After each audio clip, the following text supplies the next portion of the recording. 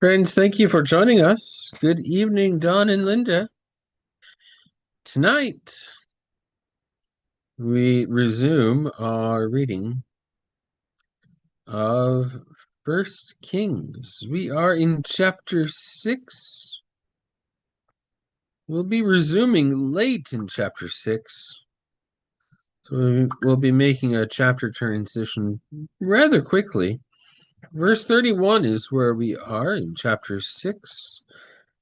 So we're in these first 11 chapters, which are the reign of Solomon, and chapters 5 through 8 specifically are where we are, and Solomon's building of the temple.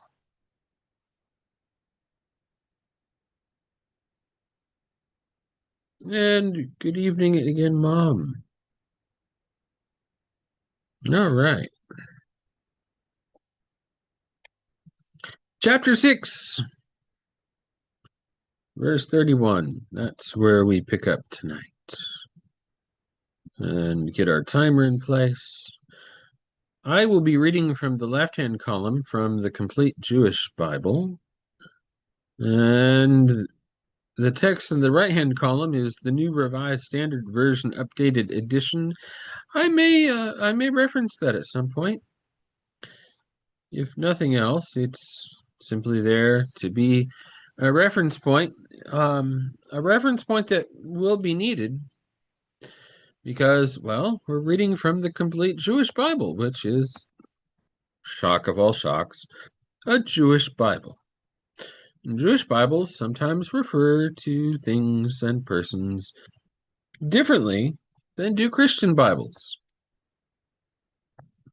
And I'll point those out as we encounter them. So let's read, friends. First Kings, resuming at chapter 6, verse 31.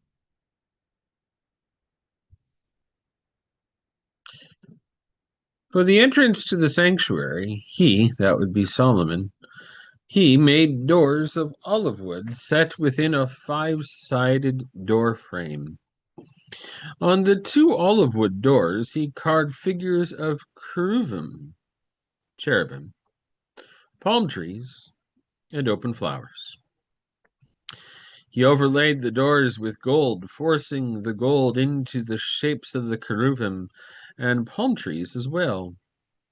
For the entrance to the temple, he also made doorposts of olive wood set within a rectangular doorframe, and 2 doors of cypress wood.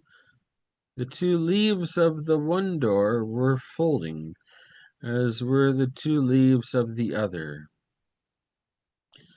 On them he carved cherubim, palm trees, and open flowers, overlaying them with gold fitted to the carved work. He built the inner courtyard with 3 rows of cut stone and a row of cedar beams. The foundation of the house of Adonai, remember that's the general name, not name, reference to God. It's the equivalent of, well, God in English. It's not the sacred name that can only be spoken by God.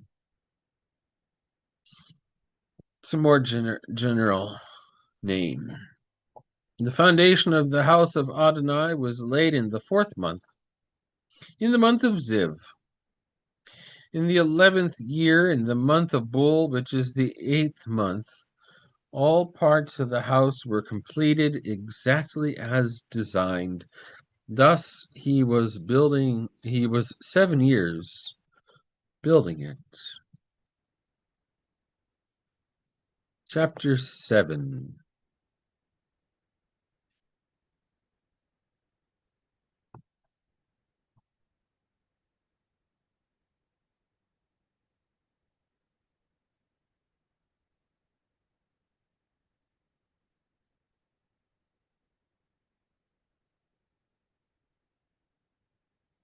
Remember I said about making mention of Christian forms of Jewish names? Well, here we go. Shlomo, that is King Solomon. Shlomo built a palace for himself, taking 13 years to finish it. For he built the house of the Lebanon, of the Lebanon forest, 175 feet long, 87 and a half feet wide, and 52 and a half feet high, on 4 rows of cedar posts, with cedar beams on the posts. It had a roof made of cedar and supported by beams lying on 45 posts, 15 in a row. There were 3 rows of window openings placed so that the windows on facing walls were opposite each other at all 3 levels. All the doors and doorways were rectangular and opposite each other at all 3 levels. He made the columned hall 87 and a half feet long and 52 and a half feet wide, with a columned corniced porch in front of it. He made the hall of the throne his place for dispensing justice, that is, the hall of judgment. Interesting that these two reverse that. Jewish Bible, dispensing justice in the hall of judgment. New Revised Standard Version, pronouncing judgment in the hall of justice. Ironic. It was covered with cedar from floor to ceiling. His own living quarters in the other courtyard, set back from the hall, were similarly designed. He also made a house like this hall for Pharaoh's daughter, whom Shlomo had taken as his wife. All these buildings were made of expensive stone blocks, cut to measure and finished by saws on the inner surfaces as well as the outer ones. These stones were used from the foundation to the eaves and outward from the buildings all the way to the great courtyard. The foundation was of expensive stone blocks, very large ones, stones 14 to 18 feet long. Above these were costly stones, cut to measure, and cedar wood. The surrounding great courtyard had 3 rows of cut stone and a row of cedar beams, like the inner courtyard of the house of Adonai and the courtyard by the hall of the house. King Shlomo sent for Hiram and brought him from Tyre. He was the son of a widow from the tribe of Naphtali, but his father was from Tzor, a bronze worker filled with wisdom, understanding, and skill for all kinds of bronze craftsmanship. He came to King Shlomo and did all his bronze work. He made the 2 bronze columns, each one 31 and a half feet high and 21 feet in circumference. He made 2 capitals of melted bronze to set on the tops of the columns. Each capital was 8 3/4 feet high.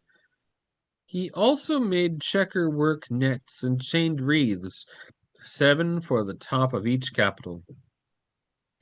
When he made the columns, he made 2 rows of pomegranates to put at the top of each column around the netting covering its capital. The capitals on the columns in the hall had shapes like lilies and were 7 feet high. As for the capitals on the 2 columns, there were 200 pomegranates in rows around each capital near the molding by the netting. He erected the columns in the hall of the temple On erecting the right column, he gave it the name Yakin, Jachin. And on erecting the left column, he named it Boaz. On the tops of the columns were shapes like lilies. Thus, the work of the columns was finished. And that, friends, is where we're going to pause with our reading tonight. Next time, we'll pick up at chapter 7, verse 23. Thank you for reading with us tonight. Oh, good evening, Francis. Have a blessed evening, dear friends. Peace be with you.